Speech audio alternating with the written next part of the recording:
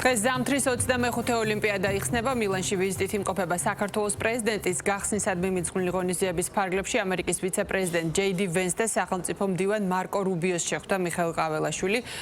ოფიციალური ინფორმაციით საუბრისას განსაკუთრებული აქცენტი ორი ქვეყნის საერთო ღირებულებებზე გაკეთდა. ქართული დელეგაცია დაესწრო საერთაშორისო ოლიმპიური კომიტეტის პრეზიდენტის მასპინძლობით გამართულ მიღებას.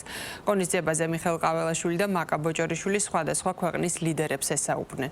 საქართველოს პრეზიდენტი უცხო სახელმწიფოების მეთაურების პატივსაცემად იტალიის პრეზიდენტის სახელით გამართულ ვახშამზეც იმყოფებოდა.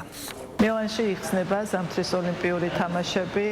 გახსნის ცერემონიის ფარგლებში იმართება არაერთი ღონისძიება, რომელშიც მონაწილეობას იღებენ სხვადასხვა ქვეყნების მაღალი დონის დელეგაციები.